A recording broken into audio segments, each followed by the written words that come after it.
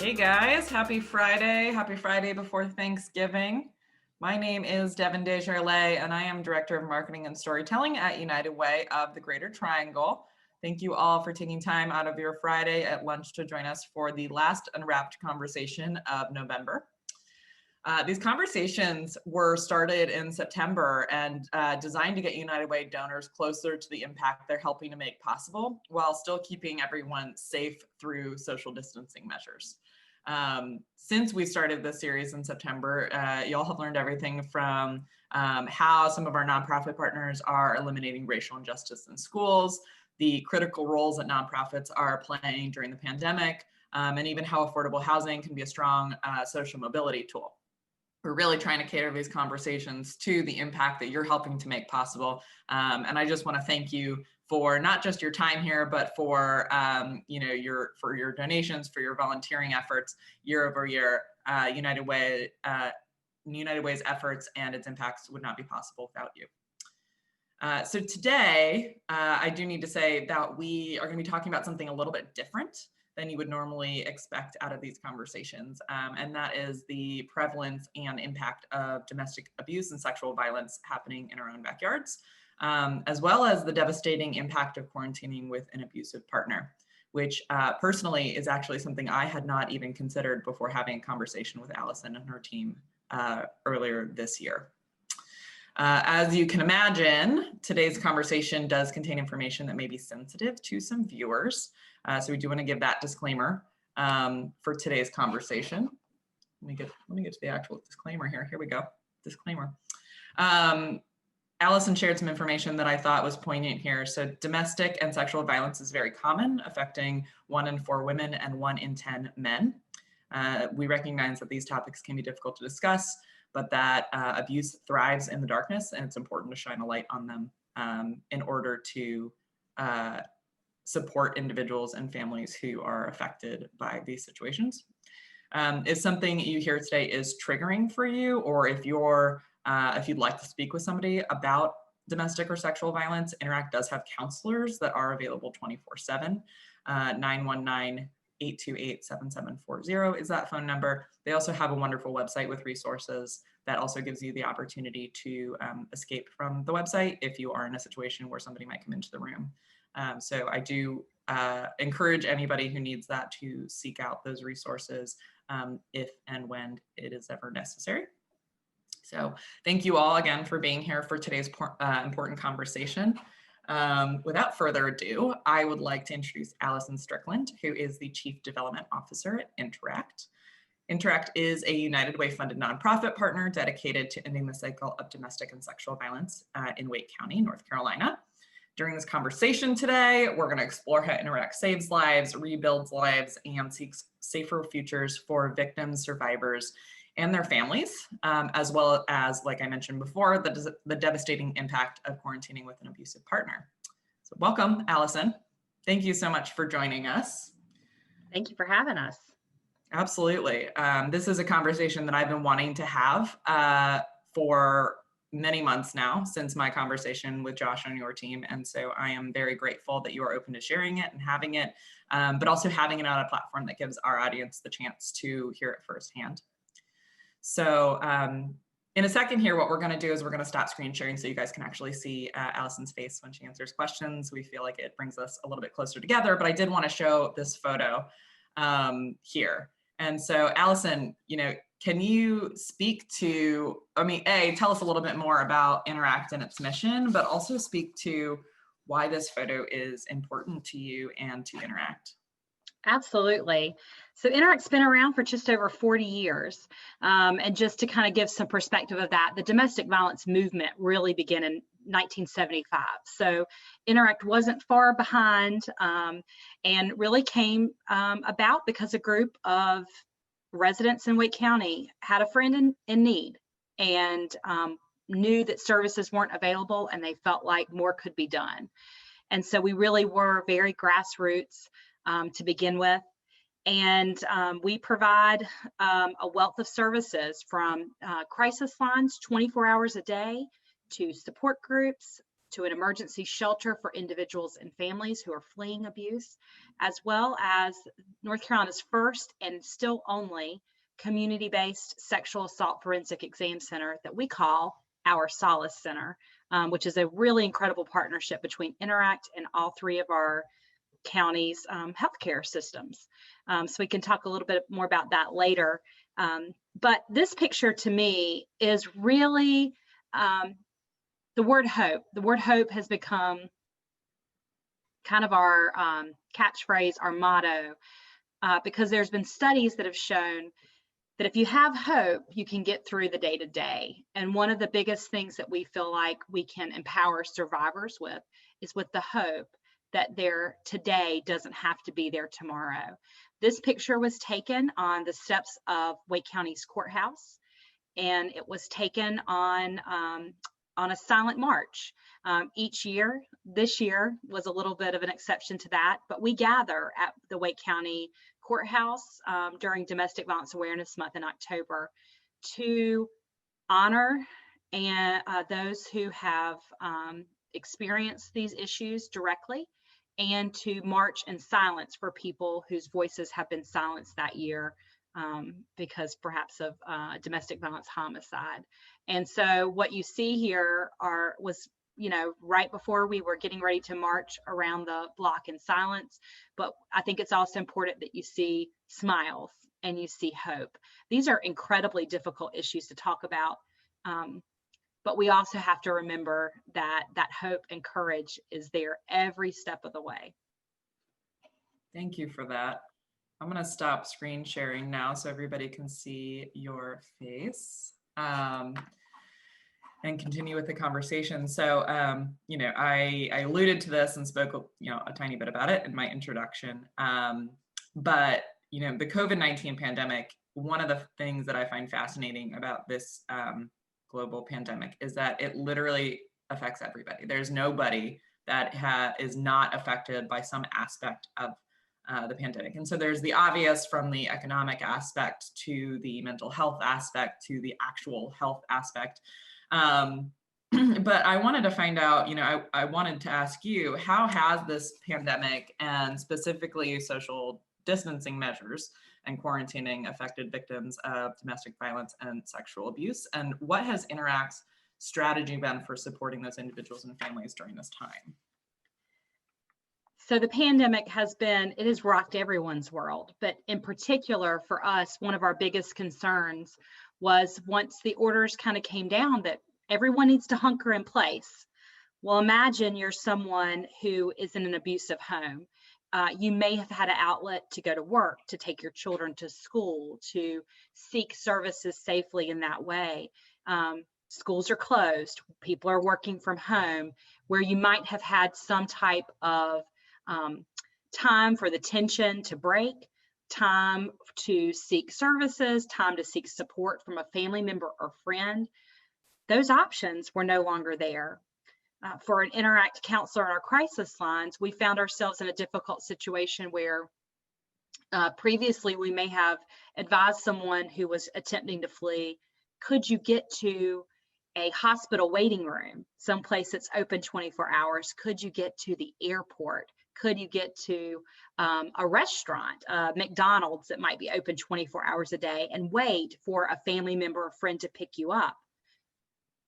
Those options weren't there anymore. No longer were places open that used to be for people to access just to be able to get safely, maybe while they were making a very difficult transition.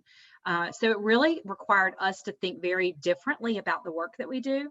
We've always had 24-hour services available. We've had 24-hour crisis lines, and we knew that that was a great place for people to be able to reach out. But what happens when you're in the home with someone who's abusive and you don't feel comfortable calling on our lines?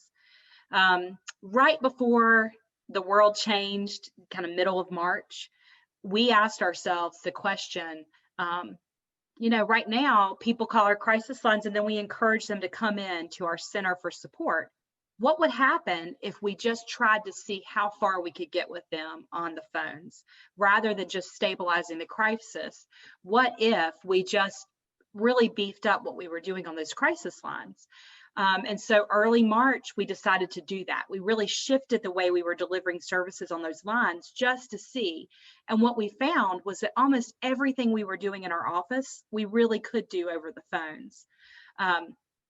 And so by the time the middle of March came and we all were kind of working remotely, we were pretty well set up with our staff to be able to help and support survivors on a virtual basis. Initially, what we found was that our crisis call volume dropped dramatically. And that was something that scared us because we knew that the issues just didn't go away overnight. We don't have a lot of data on what domestic and sexual violence look like in a pandemic. Thank goodness. This isn't the norm that we've experienced, but there is data around times of, for instance, hurricanes. You know, after hurricanes, a lot of times people are trapped in their homes. So we do have data around what that looks like and what that does to someone. We do have data around what it looks like when you're in economic turmoil, and violence tends to escalate and sexual violence tends to escalate during those times as well. So we do have some anecdotal data to be able to look at around these issues.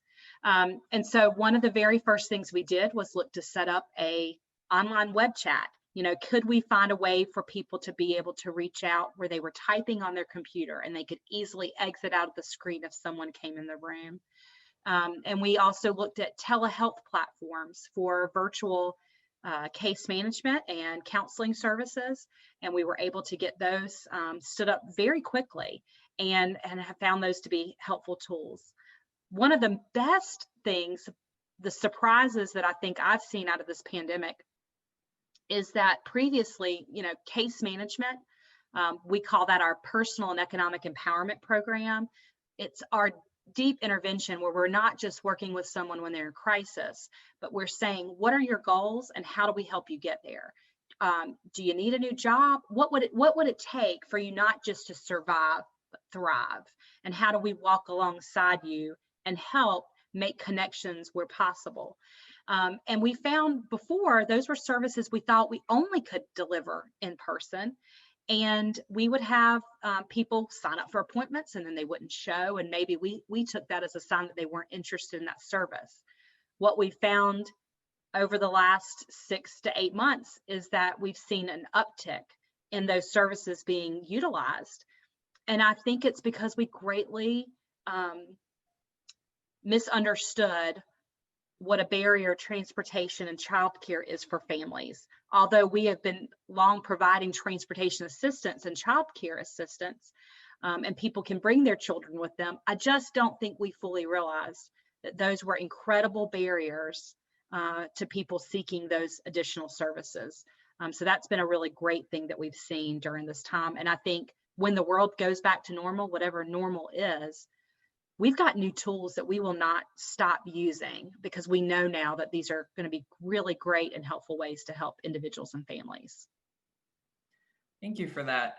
I have been, so impressed. United Way has 85 year-round nonprofit partners, and then even more that we've funded through our Rapid Response Fund in the last almost year at this point.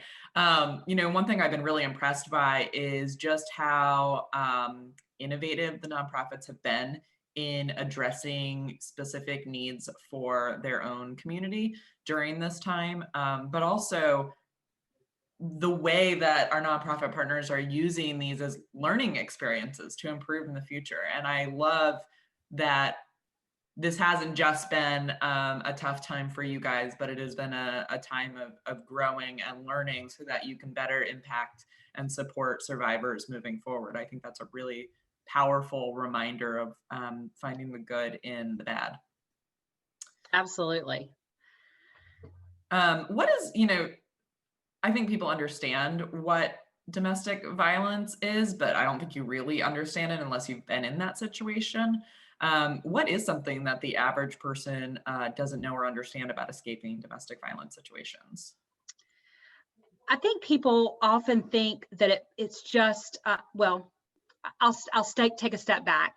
We often hear from survivors that they're asked constantly, well, why didn't you just leave? If it was so bad, you would just leave. I think people fail to realize that a person is 75% more likely to be killed at the time of leaving or shortly thereafter than if they just stayed in the relationship. So when we minimize that experience of the survivor and we say, well, if it was so bad, they would just leave, what we fail to realize is that because it is so bad, they really do have to have the proper support to leave. And they have to make sure that they are really ready to do that and not return, because unfortunately, it usually takes someone about 7 times before they leave successfully. And each time they return to that abusive relationship, the abuse can intensify and get even more dangerous. And so it's really important to remember it's just not a moment in time. It's a process. And that first step of leaving is actually the most difficult point. It's the most dangerous time. And that it's a lot of intensive work on the part of the survivor to be able to meet all of their basic needs. It's the one crime in which we tell someone that they have to leave. You know, if your house was broken into, you wouldn't just give your house over to that person who broke in and say, well, it's yours now. I need to go find a new place. We are asking the victim in that time to totally uproot their lives, to walk out with, and oftentimes what we find is they walk out with very little. The clothes on their back, maybe a bag of clothing, some small supplies for them and their children, and that is it. And so, so I think to downplay it and say it's just not that big of an issue is quite, it's kind of putting salt in the wounds for someone who's experienced these issues. The other issue that we deal with at Interact is sexual assault. And I think for most people, they feel like it's probably a stranger in the bushes and that they really only have to be worried about that when they're leaving a parking garage. But for 70% of people who experience sexual assault, it's by someone who's known and trusted by them. And so when we're talking about someone who has experienced that, what we're also talking about is they may have been a coworker. They may be looking at a job change. It may have been a roommate or a partner in their home, and they are looking to find a new place to live where they can feel safe. And so very often the same types of support that a domestic violence victim might need are the very same types of support that a sexual assault survivor needs as well. Thank you for that. These stats are giving me chills. It's heartbreaking. It's absolutely heartbreaking. I think it's also, it does show you it is so common, and yet because we don't talk about it, people feel very isolated and alone. During a time right now where we're all kind of can understand what being isolated and alone feels like, it's kind of a step in looking into what it must be like for a survivor as well. Right. And with it being so common, it makes you wonder, like, who do we all know in our own circles who are actively dealing with this, who just don't talk about it? And how do we help open up that conversation and help people who need it around us? I think that's such a good point, Devin, because what we often people think is that our crisis lines are just for people who are calling in crisis. You know, if you've got someone in your life that you're even just concerned about, it's a great thing to be able to call our lines and talk through that with a counselor and say, look, I think I have someone in my life who's experiencing this. I don't want to say the wrong thing. What can I say? What would be helpful?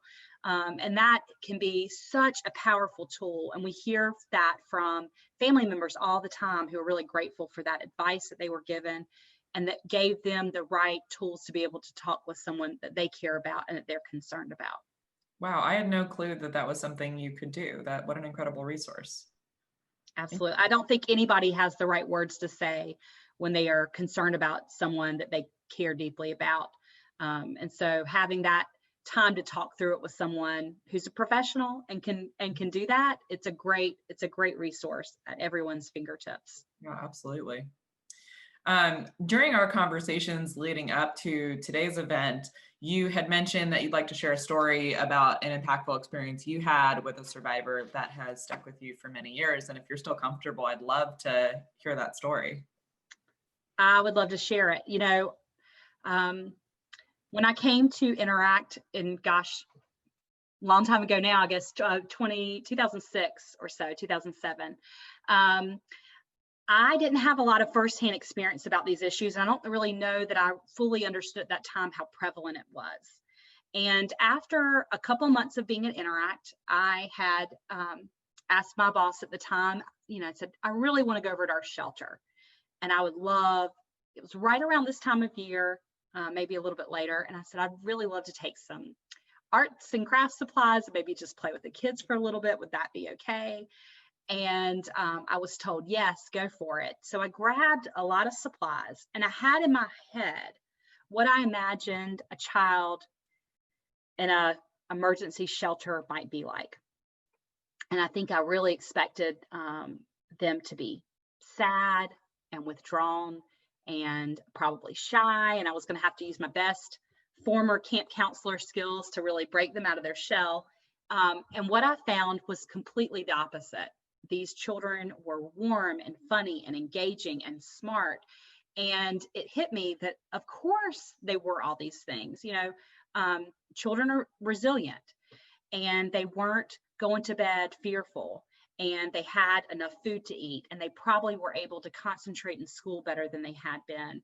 And it was such a wonderful thing to see. But I also had another reality that day hit me, and that was while we were sitting in this room and doing arts and crafts, there was a mom, and she was probably about the same age as me. She had a 2-year-old child with her, and she was talking on the telephone. And what I came to find out was that she was talking to her mother-in-law, and her mother-in-law said, "You've got to get out of town. If my son finds you, he's going to kill you." This is not her mother saying this. This is her mother-in-law, someone being able to admit this about their own child. Obviously, this young mom was fearful, and she was pretty frantic, and I could hear her getting more and more anxious on the phone.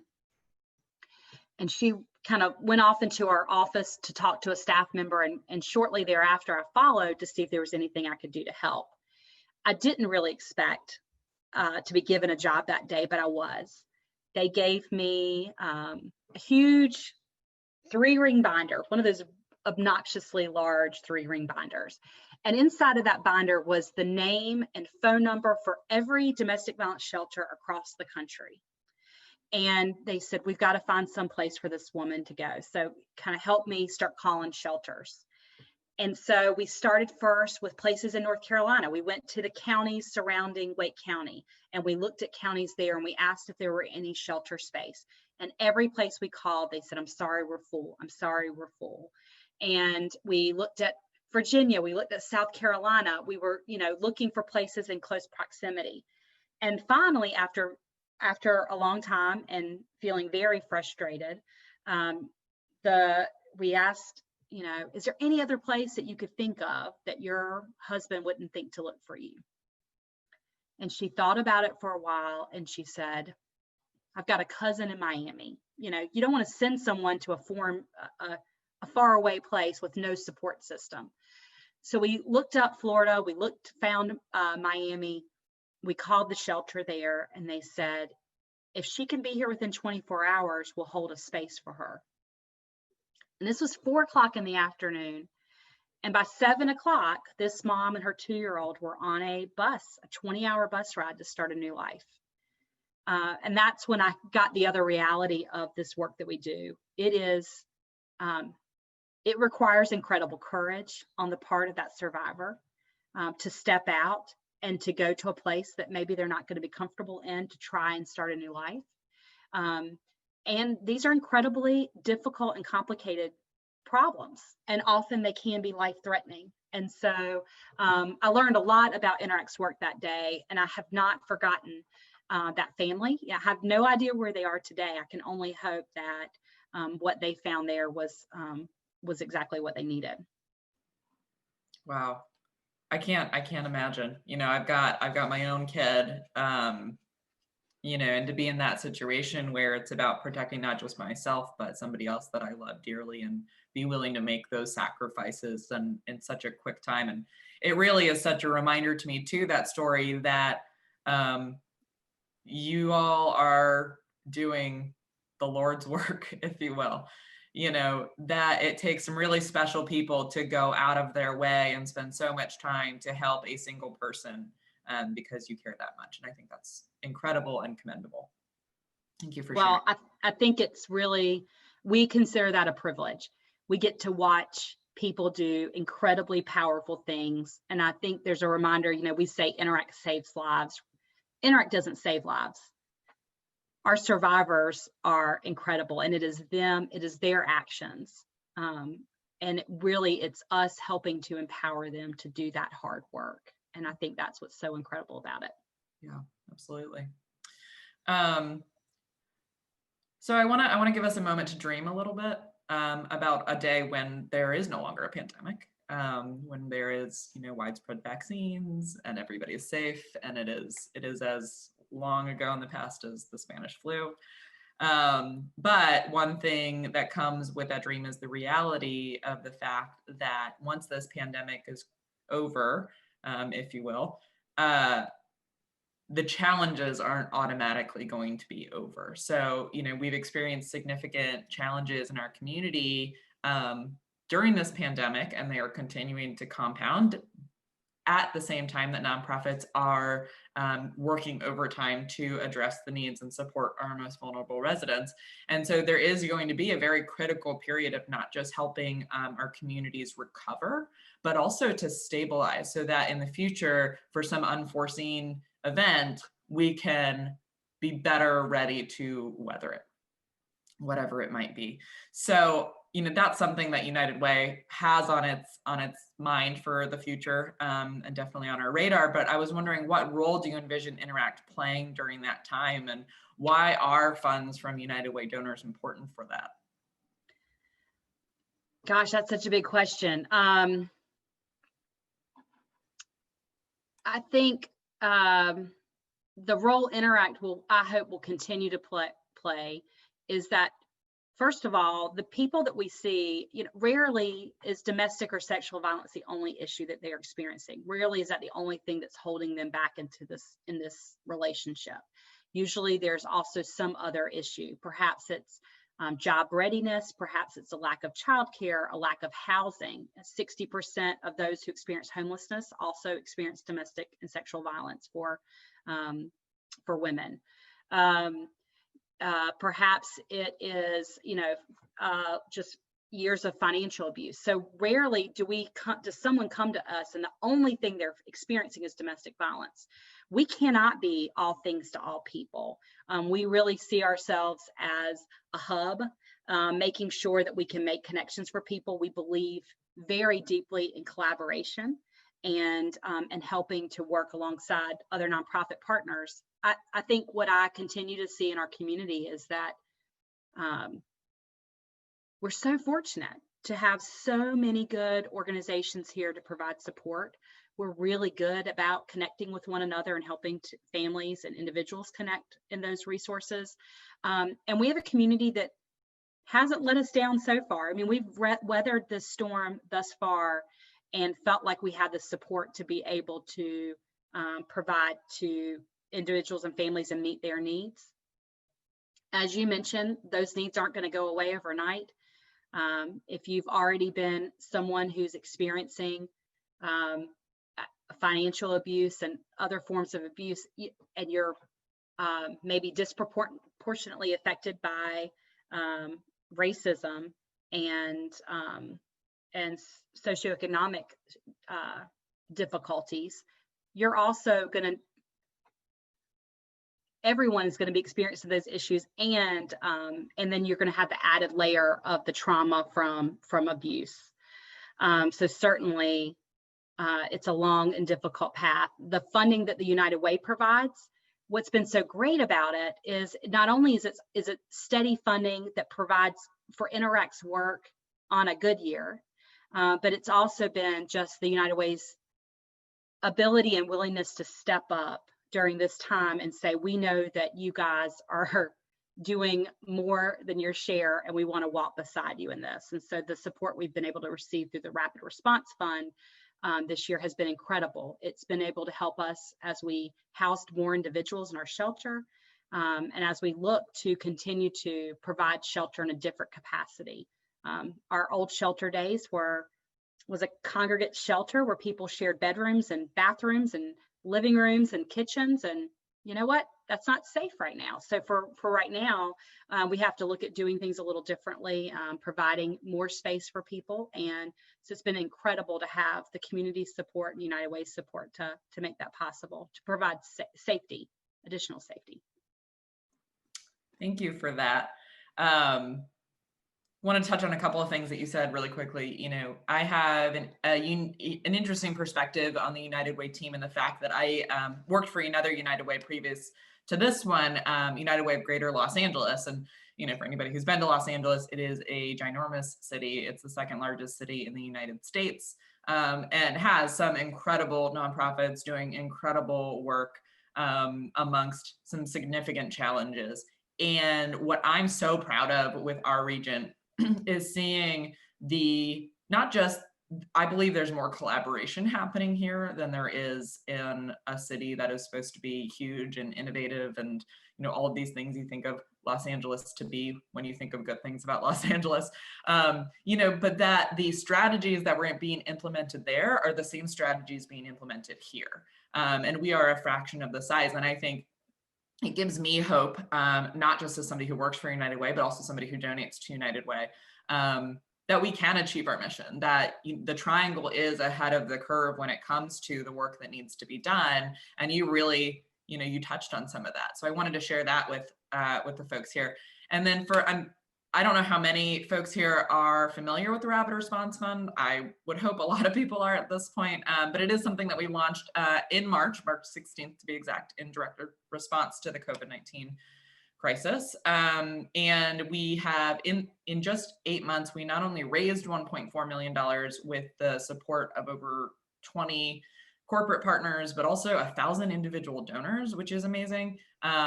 But that money was immediately distributed back out into the community. We have given away every single penny and then some so far. And that has, and forgive me because this information, the exact numbers are on our website, but off the top of my head, we helped distribute 508,000 healthy meals to people in need.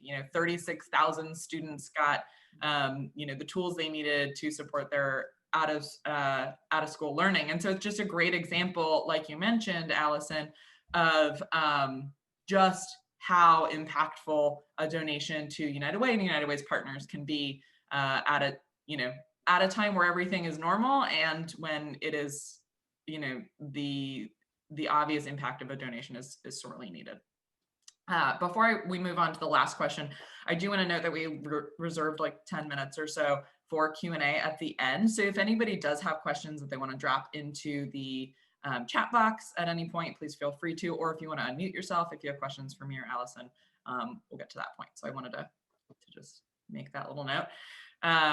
So last question for you, Allison, normally during our workplace campaign season, which we are coming to the end of, our donors love to get hands-on and to volunteer and really, make an impact now, as well as an impact through their donations. And so I was wondering what volunteering looks like for Interact right now, and if you have opportunities, how volunteers can best support your work. Gosh, we miss our volunteers. Interact has really been fortunate to have had incredible volunteers over the years who are so committed to doing this work. Some of that is, our one-time volunteers who come in a big group and sort donations and things like that. And others are on our crisis lines every day, working and being that first friendly voice to someone when they're reaching out. Like everyone else, we really have had to make tough decisions where volunteers are concerned, and really making sure that we're keeping our volunteers safe, our staff safe, and most importantly, those we serve safe. So a lot of in-person things aren't happening right now. One of the things that we are encouraging people to do is, and this seems really small, but it's important,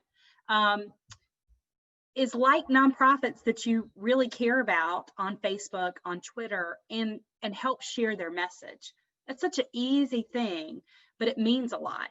It means a lot when you're helping to get the message out. And as we mentioned earlier, domestic and sexual violence, these are things that statistically there's just, you know, someone in your life. You do. You have someone in your life who's experiencing these issues, and they may not have shared it with you, but they are experiencing it. And by you sharing a post from Interact, they may realize you're a safe person that they could go to. It may give them a little bit of encouragement and help make them, maybe it gives them a little bit of courage to take the first step to reach out for help. Don't underestimate the importance of even that. And that's something so small. We've been really fortunate right now to have people do collection drives, you know, asking their neighbors to go by and put something on my porch and I'll drop it off to Interact. Those kind of things, efforts are super important.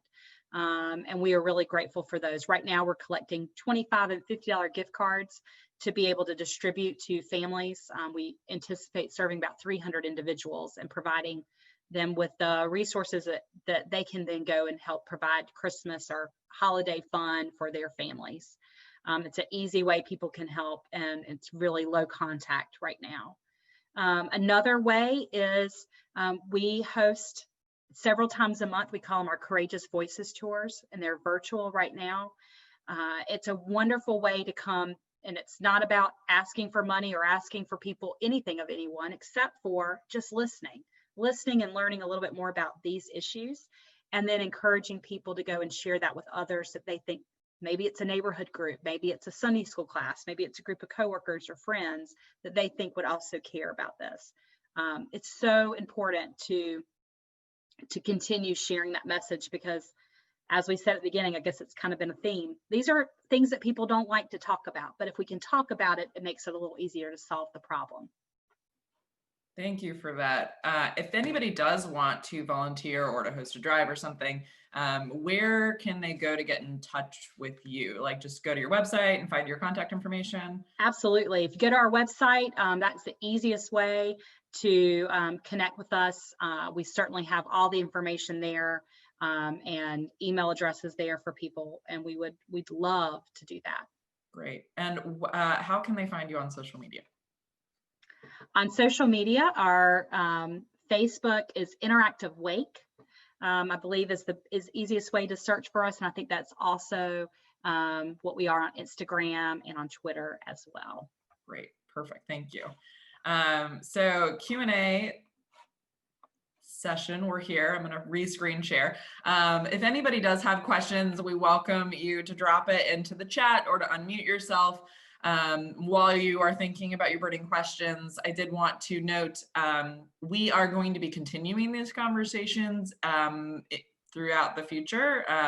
They will not be as frequent, but they will be poignant in their topics. So we do have one coming up on December 1st for Giving Tuesday that will speak to 2 nonprofit partners, and will focus on the recovery from COVID relief now and beyond the pandemic, and the role that nonprofits will play during that recovery and stabilization phase that we are looking towards. And then we'll also be taking a very specific focus on, or making a specific focus on what justice looks like within the areas that United Way funds starting in 2021. So if you're interested in signing up for any of these events, they are all free. They will be virtual for the foreseeable future. UnitedWayTriangle.org/events is where you can find that. So if anybody has any questions, now is a great time to ask Allison.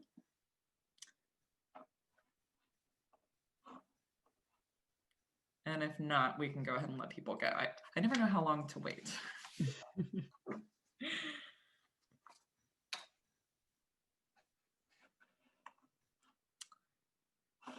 Allison, before I forget, what is the URL for your website? It is interactivewake.org. Thank you very much. I did think it was very cool. I've been to your website quite a few times, in research and as a partner, but I think it's very cool that you guys do have that escape button at the top as a resource for people who need it. I think that's got to be very useful and well. Yes. Yeah, it's a necessary thing. We do have a quick question. So Danette wants to know, are you accepting clothing or toy donations currently, or both? So toy donations, no, we're not accepting any toy donations right now. Clothing is by appointment. So there we have on our website, you can find out, we actually have a thrift store that's not totally operational right now, but the funding from that helps to support Interact's programs. And then also clothing is given directly to people who are in need. So most often in normal times, yes, we accept clothing on a daily basis. Right now, we're doing that a little bit more limited just so that we can make sure that we're keeping all of our COVID procedures in check. Thank you. Perfect. Other donations that are always helpful: shelf-stable meals, diapers, laundry detergent is always huge and always in need. Those are things that, and then hygiene supplies, bath supplies. We typically like to get full-size toiletries because although travel sizes are nice, our shelter stays are pretty long, and so the travel ones become a little cumbersome. And people who are community-based clients, which is the vast majority of people we serve, they really do need full-size products. So we usually try to keep those on hand. Got it. Thank you. And then everything else, I'm assuming, like, you know, like unopened packaging. Yes. Yeah. Paper. Yeah. Great. Good to know. Okay. Well, if nobody else has questions, Allison, thank you again. This has filled my tank today. I really appreciate you taking time out of your day. Thank you, everybody else, for joining us, and we hope to see you back soon.